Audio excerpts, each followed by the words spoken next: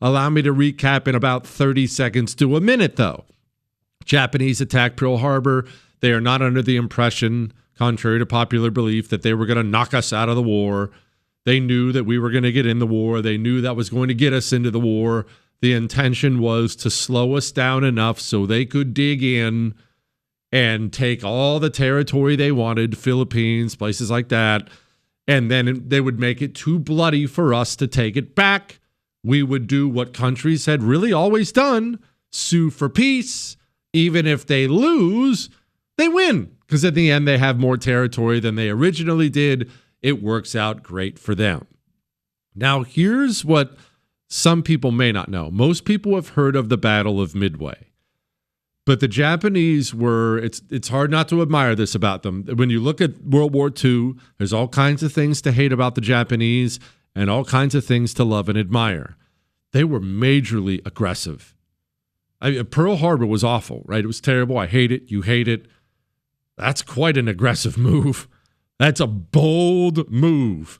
Load up your fleet, sneak it across the Pacific, which they did. They took off in the fog, sneak it across the Pacific and attack.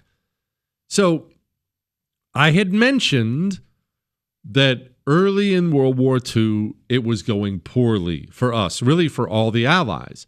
1941, 1942, these were bad years. And Japan was running into something. They were beating us, or at least getting us to a draw on many occasions, certainly in naval battles. We would square off with the Japanese Navy, our Navy squaring off against their Navy. We lost a lot of those engagements. We lost a lot of them. We were losing men. They were really good. Our planes in the sky. Mitsubishi, everyone knows who Mitsubishi is, the car manufacturer Mitsubishi. Well, that's Japanese, and they created a World War II fighter plane for the Japanese known as the Zero. You would know it as a Zero if you know anything about it. It's a Mitsubishi Zero. It was really good. These guys were good. We were running into good ships, good Navy, good air. These people are good at what they're doing. And the Japanese thought, well, we're winning a lot of these engagements. Why don't we keep going? But here was always the problem lurking underneath the surface for the Japanese. They did not have the industry. They did not have the economy that could rebuild the things they would lose. Even good things will get broken in combat. They didn't have the economy that could rebuild it, and they didn't have the economy that could improve it. When I say improve it, you've heard of a Panzer tank, I'm sure. That's a German tank, one of the German tanks. They had Tigers and Panzers and all kinds of things. There were several different versions of a Panzer. A Panzer didn't exist. There was version 1 and version 2 and version 3 and they were always improving it. As combat goes along, your enemy learns what you can do, learns what you can't do, learns your weaknesses, and so they're improving their counter weapons, so you have to improve your weapons. Japan couldn't do that. Their first punch was brutal, of course, brutal. They didn't really have a second one. I say that because Midway comes. Midway is a tremendous victory for America.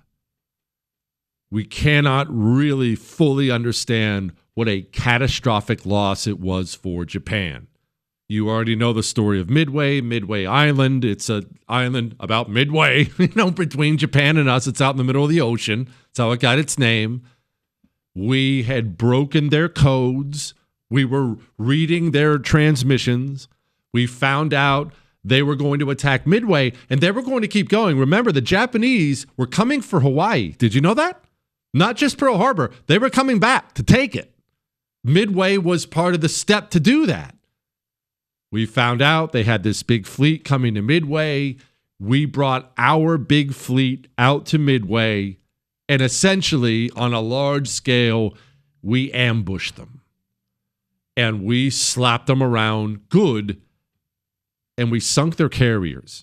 And we took not only their planes out of the sky, this is going to matter for our kamikaze purposes, not just their planes, their pilots. The Japanese had excellent pilots and excellent planes. We had more. Ours were getting better by this point in time, and we won that engagement. Don't get me wrong. We lost a lot of great men. The Japanese knew what they were doing. But at the end of Midway, yes, we had some damage, plenty of damage. They had plenty of damage. But we are, and we're America. We'll go back and make more planes. We have an amazing training system because of our financial situation in the country. Our finances help training too. Our pilots would get 600 hours of training time before they went to combat. By the end of the Japanese involvement in World War II, their pilots were going out with 200 hours. We just had better training. We had more planes, more ships. We quickly replaced everything. They couldn't. After Midway, they have to surrender all their plans. No more trying to take Hawaii. No more nothing. Now, here is the situation for Japan. And we look at this understandably as Americans as we begin our long, brave, hard slog across the Pacific, island hopping on our way to Japan to finally defeat the evil Japanese who sucker punched us. And that is the correct way for an American to look at that. You and me. That's correct. I'm not saying you're wrong or I'm wrong. That's how I look at it too. Flip this, because you have to flip this to understand the concept of kamikaze and how it came to be. For the Japanese, as we discussed last night, these islands are sacred to them. They're not just land. It's not just an island. The emperor is sacred. The islands themselves are sacred. And now, after Midway, you have this huge American Navy that's getting bigger by the day. Remember, by the end of World War II, America's Navy was overbuilt. We had too many. We covered the oceans. You have this huge American Navy with the Marines, obviously in the Army as well. Think about it like Godzilla, because that's how the Japanese thought about it. That concept came from us. Slowly swimming across the Pacific, this gigantic monster of destruction swimming its way across the Pacific towards your sacred island and your sacred emperor, and they're coming to wipe all of you out. They're coming to wipe your existence off the map. You have to understand that's how Japan saw this before we understand how they conducted themselves next with the next few things that are coming. The next big one, there are many land battles. I'm skipping over huge parts of this because it's more kamikaze focused, but the next big one is the Battle of the Philippine Sea. But before we get to the Battle of the Philippine Sea, since we're talking about suicides and kamikazes and suicide planes and suicide subs and suicide boats and suicide torpedoes and all these other things, we keep encountering things with the Japanese during this that we can't wrap our minds around. In fact, there's video of this. You can actually go look it up on YouTube. And look, it's ugly and it's dark, but it is safe for kids. I'll warn you if something's not safe for kids. There's video in color. You can go look at a Japanese pilot who had been shot down. He's alive. He's intact. He's fine. A U.S. Navy ship pulls up beside him to pull him out of the water. He pulls out a grenade and holds it to himself and blows himself up right beside the ship. This was not a one-off thing. We kept running into this. Not really a political show right now. We're talking history. We're talking the history of the Japanese kamikaze in World War II, and not the least bit sorry about it. We'll get back to politics. Maybe next hour, maybe tomorrow. I don't know. All right, so we just had Midway. The Japanese lost, but it was a more catastrophic loss than we understand, because if the Japanese send 50 planes after our 50 planes, and let's say each side loses 25 planes. That sounds even, right? It was an even battle. Not even close to an even battle, because we can replace 25 planes like it was nothing. Jewish producer Chris looked up the specific number. Here's a number for you. Out of one plant, one American plant, the United States of America could put out 20 to 25 Hellcats in one day. The Japanese couldn't come close to matching anything like that. If we're losing the same number of things, we're winning. They can't replace them. Midway happens, and now the Japanese know the gigantic monster, Godzilla. He is crossing the Pacific. He's working his way across the islands, and he's coming for their homeland. Now, along the way, as we're talking about suicide and throwing your life away for Japan, for the emperor, Americans encounter a shocking amount of this during their fighting. This is not something the Allies in Europe encountered en masse in any way. Yes, there was lots of bravery over there on both sides and self-sacrifice on both sides. This is nothing like they encountered in Europe. This is completely unique to the Pacific. The Japanese would be wounded or not wounded and pretending to be wounded, and they would just lay there until you would come up to them and they'd pull a grenade. I watched Eugene Sledge didn't write about this in his book, which is wonderful, With the Old Breed. But he didn't. I didn't read it in his book, but I watched an interview with him where he talked about how the Japanese would surrender, and they would tuck a grenade with the pin pulled in each armpit, and they would have their hands up, but their elbows would still be kind of pressed to their side. And as soon as they got close, boop, pop the elbows out, grenades come down, kill themselves. The Japanese would strap explosives to themselves when they couldn't slow down our tanks and throw themselves onto our tanks. They used to have to go out on what were known by some of the troops as possum patrols. You know what a possum patrol is? You know what playing possum means? Playing possum means you pretend to be dead. The American troops, especially when unsupervised, they were so tired of Japanese soldiers coming back to life and killing themselves to kill an American. They would go out after a battle when they had a moment. When you saw a Japanese soldier, quote, dead, you shot him in the head. You didn't walk up. You didn't try to render aid. You did none of those things. You learned very early on that guy can kill you and will kill you. He'll kill himself to kill you. So they just stopped even trying. Boom, you put one in his head right away. Japanese troops in every form killing themselves to kill you was part of their culture. It was ingrained in their military culture. The kamikaze, as we work our way towards them, it's treated as some radical new concept they came up with. And you may consider it radical. I may consider it radical. It was radical. It is not a huge departure from how the Japanese fought that war the entire time. And keep this in mind.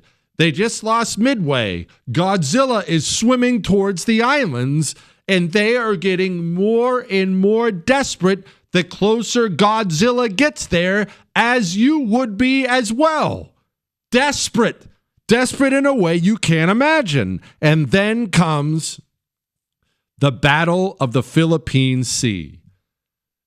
It all adds up. Don't get me wrong. All this stuff adds up. But if I had to point to one battle, one significant thing that led directly to the creation of the kamikaze, the special attack units, we'll get to that, but the kamikaze, it would be the Battle of the Philippine Sea. I won't break down all the details. We'll do that another time. We've talked about it kind of before, but our Navy, our forces are marching across the Pacific, sailing across the Pacific, obviously. They're not Jesus. They're not walking on water. Sorry, Chris. They're marching across the Pacific. And the Japanese, by now, as we discussed, they can't really replace their ships. They can't replace their good pilots. They don't have the money, the resources for a good pilot training program. And so they're really down to kind of the last of their good planes. And they've lost already most of their good pilots, but not all of their good pilots. And they look at this fleet and they decide, we have to throw all of our ships, all of our planes at the Americans now. We have to fight the Battle of the Philippine Sea as if it is everything. And so they loaded up everything they had and they sent it at the Americans. Back to our story about the kamikaze. Godzilla is getting closer to the islands of Japan.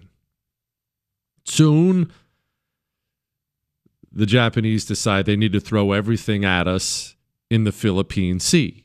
Now, the Philippines we will get to in a few minutes because that's really where this whole thing kind of kicks off. The kamikaze stuff kicks off. But the Philippines are now and were then a wild, wild place.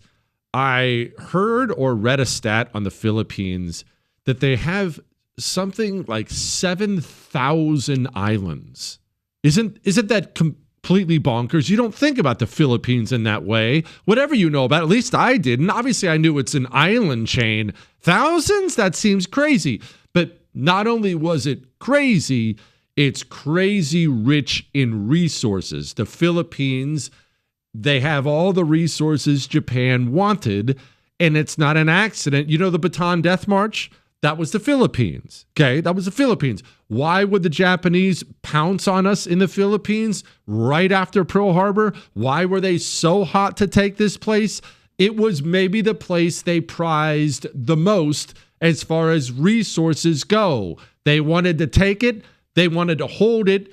And frankly, as the war fought on, they had to hold it.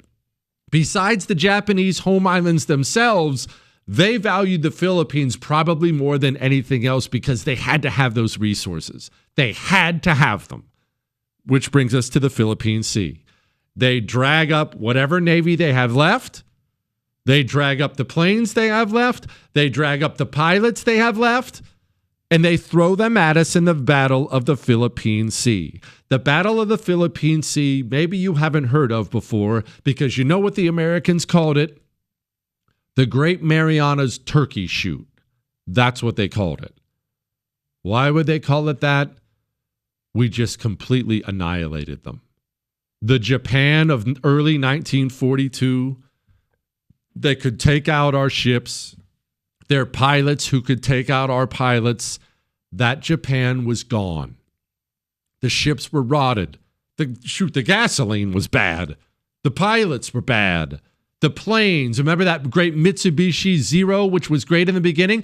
Well, they still had some Mitsubishi Zeros, but you know what America was doing with all of its money, with all of its resources? Advancing, getting better planes, better this, better that. We're churning out Corsairs now and Hellcats. Don't worry about specifically what those are. Just know they're better, bigger, stronger, faster. The Mitsubishi Zero, it's the same as it ever was. They couldn't improve it, didn't have the materials, didn't have the money, didn't have anything.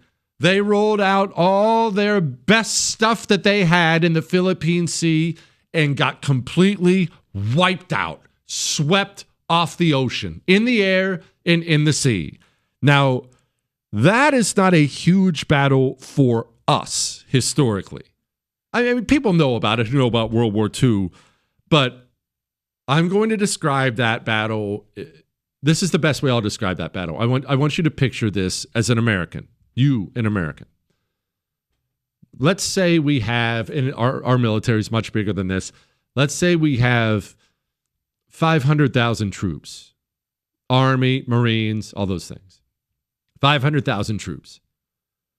Let's say the Chinese, they land a couple million troops on the shore of California, and they start making their way towards Washington, D.C. to wipe out our government and take over our country. We take all 500,000 troops and we send them out to California. We're going to stop the Chinese here. In fact, this is all we have. We have to stop the Chinese here. If they take out all these troops, what stands between them and Washington, D.C.? We have to stop them here. And then you wake up tomorrow morning, you roll over, wipe the sleep out of your eyes, you pick up your phone, and the first headline you read is, all 500,000 troops lost in California. That's what the Battle of the Philippine Sea was for Japan. You just threw all you had left at us, and we wiped it out without even losing that much. That was the last of your traditional, I want to stress this, that was the last of your traditional forces. Our destroyers taking on your destroyers. Our fighters taking on your fighters. Our subs versus... You tried one last big traditional battle, and you didn't even scratch us. You got crushed, and now you have nothing left. What are you thinking now in Japan? Well, here's the thing about warfare. And it is one thing I definitely have learned in all my time reading about history and watching history, geeking out on it the same way you geek out on it. You know who wants to fight traditionally and insists on fighting traditionally? The more powerful country. Every single time. You know who resorts to tactics that are thought of as dirty, guerrilla, not fair? The weaker power. Everybody wants to fight traditionally. I don't want to become a guerrilla fighter. You don't want to become a guerrilla fighter. I want to raise my army and raise my ships and raise my air force, and I want them to be more powerful than yours and wipe you off the sea and wipe you off the land and wipe you out of the air. But if those options become no longer available to me, then I either lay down my arms and quit, or I throw out tradition and I have to go with other means. So Japan had a choice to make now. What are those other means? Well, as we discussed last night, you would kind of need the third hour of last night's show, or at least know what I'm talking about to really fully understand this. What is the thing that Japan still has? They may not have the ships, they may not have the fuel, they may not have all the modern fighter planes and the bombs and everything else, but what do they still have? They still have an entire country of people who have been nurtured and trained, you'd call it indoctrinated probably, in a willingness to die for the emperor. In a willingness to die for the country. And that may not be as valuable as an American aircraft carrier. It may not be as valuable as 50 Hellcats with well-trained pilots, but it's all you've got. If it's all you've got, then you better lead with that. You better use it because it's all you've got. When I was in sales and selling RVs, I didn't know anything about RVs. You know that? Nothing. I had never sold RVs before. I knew nothing. You know what I could do? I could make you laugh. I could make you relaxed, make you laugh, and talk. Guess what I didn't want to do? Well, the wall is actually 3/4 of an inch thick. Nope, I can't do it. I don't have that option available to me. I'll tell you a stupid joke. I'll make you laugh. You lead with whatever you've got. After the Battle of the Philippine Sea, they had to lead with their people. But they also didn't have the pilots left, as we talked about. America really, we really did it so smart. Our pilots, our experienced pilots, we'd have these pilots and they'd go, they'd fight, they'd get these kills and fight and get kills and fight and get kills. And then we would rotate them out. We didn't want them staying in combat till they died. We'd rotate them back to America. And so these super experienced pilots were training the next generation of pilots. Getting the ultimate education. Japan didn't and Japan couldn't. They didn't have the numbers. Their experienced pilots are gone. What do you do? What do you do as Godzilla swims towards the Philippines, which you need? You create a special attack force. Japanese lose the Battle of the Philippine Sea. They can't fight traditionally anymore. And so they come up with a plan. They decide to use what they have, and what they have is a country full of people who will die for it, will die for the emperor, including young pilots. And they even start scarfing up people who had previously been exempted from military service. And this is something that happens in every country when it starts to lose a war. And whenever a country does this, when we read about it or talk about it, we always kind of look down on them. Oh, look at that. They're conscripting teenagers. Look at that. They're conscripting older people. How could they do that? But the truth is, Every country does it when that country gets desperate enough. When the situation gets desperate enough, countries will do it. Countries will, they'll grab what they have. They started grabbing young Japanese men, some of whom were completely exempted from this, some of whom were already in pilot school, and they handed them a sheet of paper. And on this sheet of paper, it had 3 choices on it. It's kind of hilarious, but the 3 choices were, I will enthusiastically, they're asking them if you'll be a kamikaze pilot. I will enthusiastically die for the emperor. I will die for the emperor, or I refuse to die for the emperor. 2 of the 3 were I'll die for the emperor. And I do not want to sit here and act as if they were all forced or coerced. Many were. All we have to really figure out what's inside of their minds are the letters they wrote back home. The stories will differ depending on which book you're reading or which documentary you're watching or podcast you're listening to. But the number I kept hearing fairly consistently was about 2/3 of the kamikazes were volunteers. Willing, completely willing. As it went on, the volunteers became less and less, and they had to kind of force more people, but they did find a willing population. Now, pause on everything and let's describe the few different kinds of kamikazes, because we're only really going to focus on the one really main one, the one most successful one. There were kamikaze boats. These are tiny little boats. They're not very big.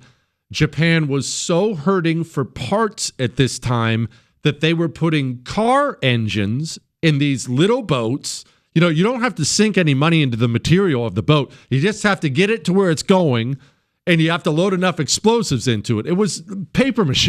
I mean, it was light wood with a car engine and a bunch of explosives in it. And the idea was you zoom this boat up to a big American ship and simply crash it into the side of it. It had a fuse sticking out the end, and when the fuse hit, boom. The reason you haven't heard that much about these is, I'm sure it happened. I could not find a documented recording of a kill of one of these things. It may have happened. Don't get me wrong. You could welcome to email me and correct me. I'm not saying it didn't happen. If it happened, it was rare. The reason we know so much about these boats is after we ended up, spoiler alert, winning the war and taking over Japan, we discovered legions of these boats all over Japan. They were preparing. They were preparing for Godzilla to be right outside of the island. Also, another form, submarines. Now, people confuse these two. The Japanese had kamikaze submarines and kamikaze torpedoes. Believe it or not, those are 2 different things. The submarines, again, I'm sure there were hits. I'm sure there were kills. It was never done that successfully. Remember, submarine technology in World War II on every side was nothing close to what it is today. You need to set aside your modern thinking of it. When a submarine went underwater back then, because of the technology they had, it was, one, easily visible to a plane flying overhead. You're going to look down and see that's a submarine. It's very obvious. Have you ever seen a helicopter flying over a beach today looking at sharks? How obvious are the sharks? You look down, you see them. That's how obvious a submarine would have been. It's not only obvious that it's there, they're super slow. Majorly slow, way slower than any ship. If you were a submarine and you got seen, you were in deep trouble. So they didn't get a huge amount of success either. But also, another thing we discovered when we took over Japan at the end of the war, they were building legions of these boats, submarines, to take out Godzilla. There was also a Japanese torpedo, really freaking cool, by the way. A Japanese torpedo that is exactly what it sounds like. They would put some poor sap. They created essentially a cockpit in a torpedo. And the Japanese, Chris, it was amazing. And the Japanese had amazing torpedoes. They were called, Long Lance torpedoes, which I know is a cool name. Long Lance torpedoes. They found a way to put a pilot in one so he could, a torpedo is much faster than a submarine, so they could launch him from something at an American ship, and he could guide it into the side of the American ship. The reason I'm mentioning all these things in passing is not because they're not cool. They're all kind of cool in a way. It's wild to think of the different ways they were planning on using their people who were willing to die. But I just kind of passed over most of these because they just were never employed in any significant way, and they never did any amount of significant damage. I'm not, of course, dismissing any loss of life that did come from these things, or American sailors, Marines who were killed by these things. I just can't find much of a record of it, and I looked. If there was a significant loss, I've never read about it, ever. May have been a little ship here hurt or a little ship there hurt. They just didn't do very much damage. What did do unbelievable amounts of damage, more than you know about, are the planes. As we sailed towards the Philippines, the Kamikaze were deployed. We'll hopefully finish up our talk next. Maybe not. Now, America's making its way into the Philippines. I already explained that the Philippines are critically important to Japan. They have to have these resources. They took the Philippines on purpose. They needed to keep it. But again, they don't have a Navy anymore. They don't have their top-tier fighter pilots anymore. They don't have them. And Japan decides it's time to begin recruitment of kamikazes, of men who will join the special attack squadrons. That's what they called them. Special Attack Force, Special Attack Squadrons. I saw both. They didn't call themselves kamikazes all the time, but they did refer to themselves as that. Why? Well, we have to go clear back to last night in hour 3. Remember, the Mongols tried to invade and conquer Japan twice. A typhoon wiped out the Mongolian Navy and its army, which was sleeping on the Navy, twice. Japan called it a divine wind, a wind from God. Kamikaze is the word for it. So when a horrible, huge, ugly, conquering force is coming to take Japan, the belief is a divine wind will rise up and save the country. And for hundreds of years, that took place in the 1200s, for hundreds of years, that's what the Japanese were taught. That event has a reverence, had and has a reverence for the Japanese people. And so if you're going to sell suicide pilots and subs and other things like that, what do you sell? How do you sell it? Well, it's not a hard thing to sell at this point in time. Let's look at the Japanese perspective. And believe me, I'm not doing a Americans are the bad guys thing. We are looking at this from the Japanese perspective. What is happening to you in your homeland? American planes are flying overhead and they are bombing your cities and burning them to ash.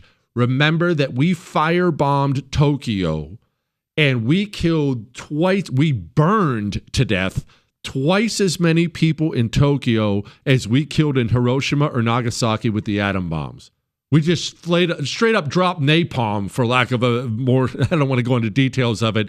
We burned the place down. And that was not unique. It wasn't just Tokyo. It wasn't Hiroshima. It wasn't Nagasaki. Almost every single major Japanese city was being put to the torch right now. Now, you can say, why were they so afraid of us taking over? We weren't the Soviets. We weren't going to treat people the way they were treating people. How could you know that if you're a Japanese civilian and your whole family just burnt to death in Tokyo? How are you supposed to sell that family that the Americans are going to be lovely to you, which we turned out to be, but that Americans are going to be kind and lovely to you when you take over? You're not going to believe that in a million years. You're going to believe the propaganda that the people who just burnt my whole family to death, they will come do terrible things to me. They will wipe out my entire bloodline. We need a divine wind. Now combine that with, well, there was a Japanese rear admiral. There were many guys like this, but there was a Japanese rear admiral who believed in suicidal attacks. This story's going to be not reliable, the one I'm about to say. And it's going to be not reliable because I think I read 5 different versions of the story. I'm going to give you the version of the story that was sold to the Japanese people. This rear admiral believed in suicide attacks. He was sending his pilots off to go do attacks. They weren't going off to do suicide attacks, but they were going to do attacks. He chooses, remember, he's a rear admiral, he's a big shot. He chooses to fly with them, and in an effort to save the homeland, he crashes his plane intentionally into an American aircraft carrier, causing all kinds of death and destruction, almost sinking it. That is the version that was sold to the American people. And that may be true, by the way.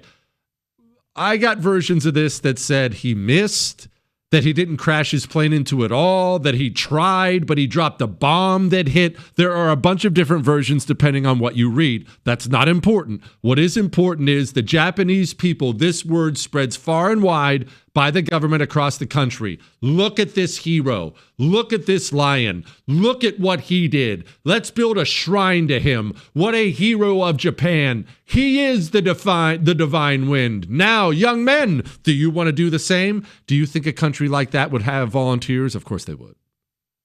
The volunteers start coming in and coming in and coming in. Now, America's fleet gets into Leyte Gulf, the Philippines. Don't worry about the details. They get to the Philippines, and it is a massive fleet. A massive fleet. This is when MacArthur returned to the Philippines. We're taking back this critically important part. We get a kamikaze. He flies right at the ship, crashes into the ship. At first, the Americans thought the exact same thing you would think. Well, what an idiot. Must have been an accident. Did he pass out in the cockpit and he did this accident? What a moron. They quickly realized that Japan had changed its tactics. Now, let's stop for a second because we have to talk about a couple nerdy military details that will matter.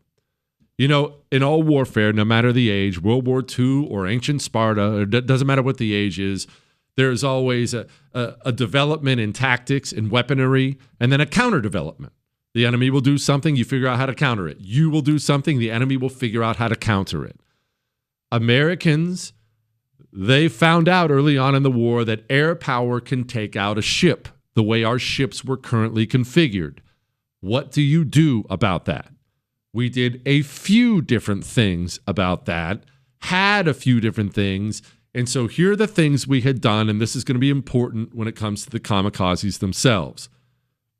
The first thing is, at first we did not have enough guns, anti-air guns on these Navy ships. You need way more guns than you think you need. It's very, very difficult to shoot a plane out of the sky, even with advanced anti-air guns from a ship.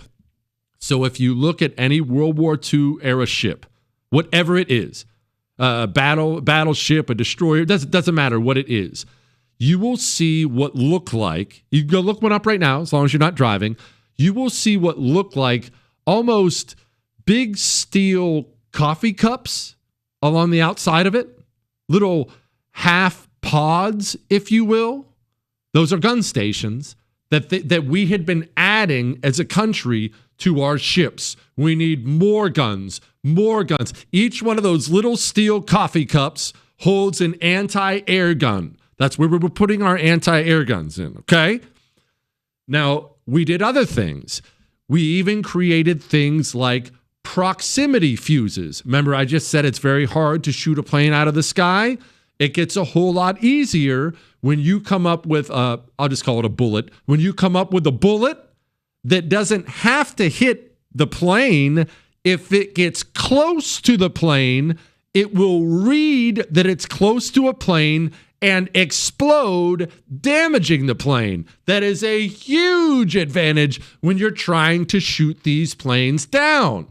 We had all these things that were done, and there were other things as well, and they were all done in an effort to stop Japanese planes from torpedoing our ships. Remember, they had torpedo planes, from dive bombing our ships, and these things we had done had proven to be very, very effective at stopping what the Japanese had previously been doing.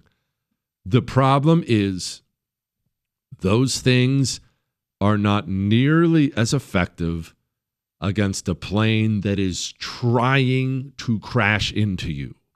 If he's trying to fly over you and drop a bomb on you and fly away, or he's trying to fly at you low to the water and drop a torpedo and fly away, that's one problem. And that's a problem you've figured out how to deal with. What do you do when he has that bomb and he's not trying to fly away? He's trying to fly it into you. What do you do? What do they do? Well, in the Philippines, we are figuring all this out. Japanese planes start intentionally crashing into our ships when we're in the Philippines, taking back the Philippines. At first, we are mortified. We stay mortified. And this is something we have to discuss here. Remember, wars, especially in the modern era, they really need public support to continue. Or in the very least, they can't afford widespread public outrage. By this point in the war, American resolve isn't what it was right after Pearl Harbor. The Americans are tired of their boys dying in Europe, dying in the Pacific. It's a lot of death, a lot of sons lost. The American military apparatus is horrified by this new Japanese tactic, and so they start lying about it. Initially, they completely banned the press from talking about it, and they started lying about it. That's how horrified they were by it. Now, let's fast forward past that. How do you handle this? It becomes a problem. The admirals are screaming at the high command, someone better come up with a plan, because again, you can't stop these things with anti-air for the most part. And it's just a question of momentum. Even if he's diving right at you, even if you kill the pilot, even if you shoot the plane to bits, momentum says the plane is still going to end up where it was aimed at before. You can't blow it up. We don't have missiles. It doesn't work that way. What do? We come up with a concept. The concept was essentially, the entire anti-kamikaze concept was known as the big blue blanket. But here's what the initial concept was. If we can't stop them hitting the ships, let's stop them on the ground. We have incredible pilots. We have a lot of planes, incredible planes. Let's send them out constantly to look out, to take out any Japanese planes they find that are concentrated on the ground. When you see a Japanese airfield, assume those are all about to be kamikazes, and you take them out on the ground. It was not that effective. Somewhat effective, but not that effective. Why? Japanese are not stupid either. Always easy to think of your enemy as stupid. The Japanese knew what we were going to do. We'd been doing this kind of thing. They had built legions of fake planes and left them out on the runway, and they hid the real planes in the jungle. Again, frustrating our efforts. Measures, countermeasures, measures, countermeasures. What do you do? As far as the techniques the planes used, I don't know which one would be more difficult to deal with. Remember, the Japanese knew, they were well aware that we had radar. Radar was a huge problem for them. We could detect planes coming in. They used a few different techniques. The first one was super low. You fly your plane, essentially, there's video of this. You can go look at these kamikazes. It looks like the plane is 10 feet above the ocean. You're that low, you're off radar. They get a plane flying in that low. Oftentimes, you can't see him until it's way too late, and the radar didn't pick him up, and soon he's slamming his plane into the side of your aircraft carrier and killing 300 sailors. Or They would fly super high. The exact opposite. Cloud cover became a nightmare because the Japanese would stay in the clouds. They would stay in the clouds, and maybe you're sitting there wondering, well, what about the radar? Didn't the radar pick them up? Again, Japanese, not stupid. Radar then wasn't what radar is now. I know that's kind of an obvious point, but now radar on a ship, it'll tell you everything about that plane you're looking at. Everything about that plane you're looking at. At least you would know everything about it. Back then, it's just a blip. It's just a blip.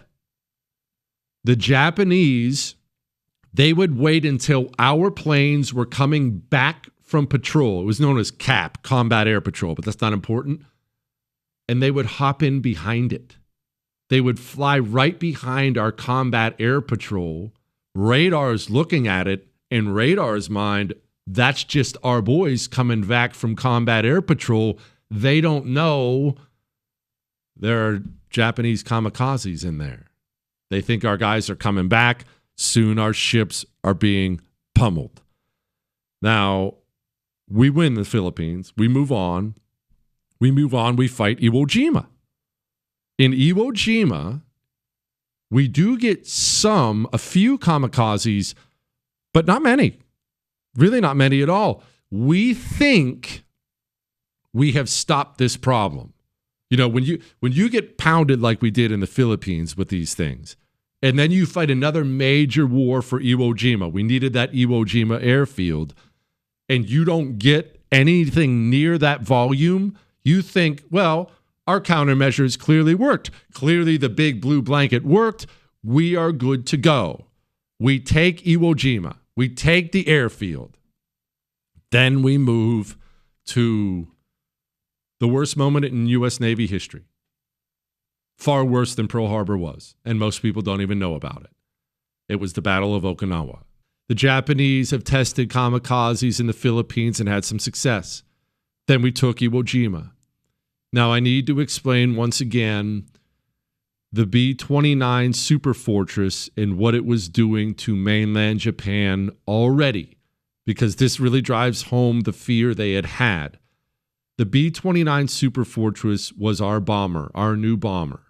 I am a huge fan of the B-17 Flying Fortress. You've seen those, the movie Memphis Belle. You've seen those B-17 Flying Fortresses. It's my favorite plane ever. I admit that. The B-29 Superfortress is better than it in every way. It's bigger, faster, more range. In every possible way, it was a super plane. It also flew at 30,000 feet.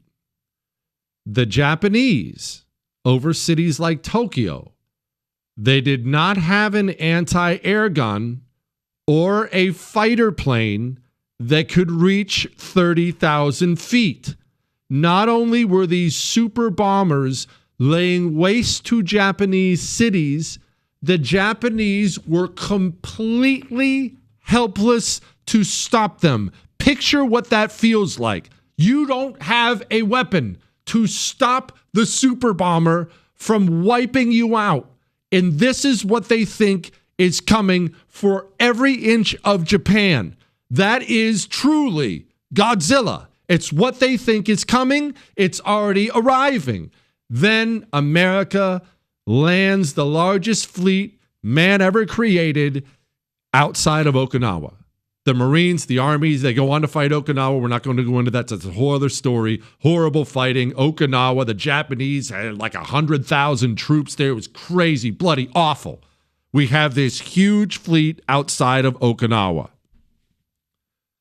They decide this is their moment to send the divine wind, because if America takes Okinawa, they know the B-29s will simply rain hell all over Japan, and they are powerless to stop it. So they send waves and waves. We have not found an appropriate countermeasure yet. So I touched on this a couple nights ago, maybe last night, came up with a new concept. This whole flying around looking for the planes on the ground thing obviously was not working. They were hiding their planes. It wasn't working. We came up with picket stations, they were called.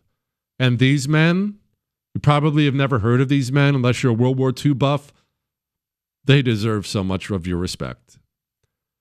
we had 15 picket stations draw a big circle, a big ring around Okinawa and mark 15 different stations.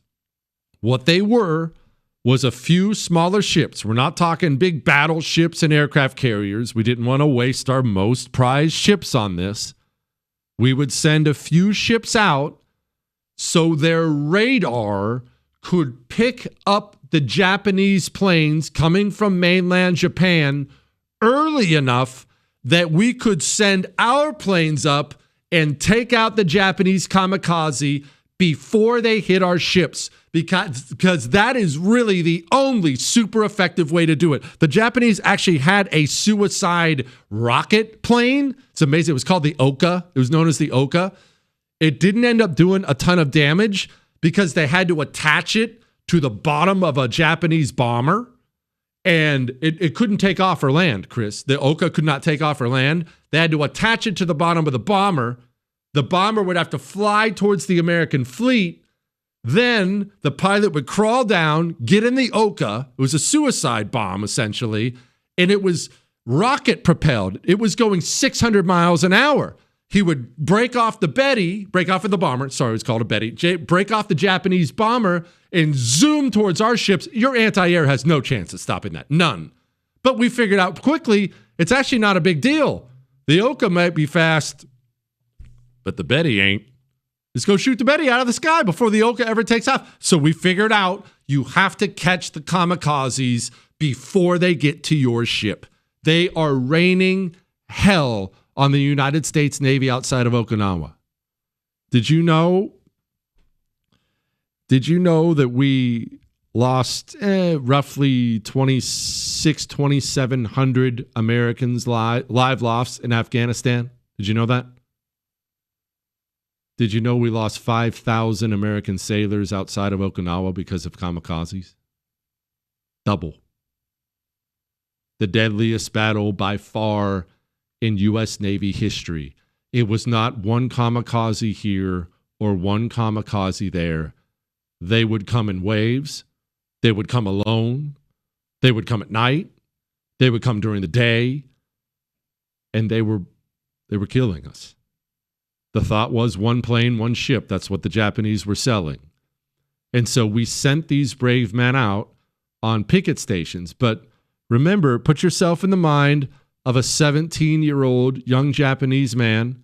You're scared out of your mind. Maybe you volunteered. Maybe you were voluntold. But you know it's a one-way trip. Now, I need to pause real quick. Why is it a one-way trip? Oh, they use words like shame. Oh, your family will be shamed. You know what that looks like in Japan? Most of these men came from rural areas, small Japanese villages, where everyone works together. Everyone knows each other. Everyone supports each other. If word got back that your son chickened out, your son didn't give his life to the emperor, the entire family would possibly starve to death. The entire family would possibly be jumped by the other villagers and beaten to a pulp. That is how big of a deal the shame was back home. So now you're a 17-year-old young Japanese pilot. You understand this is a one-way trip. There's nothing you can do about that. Obviously you'd like to take out an aircraft carrier, but you're going to take out the first American ship you see.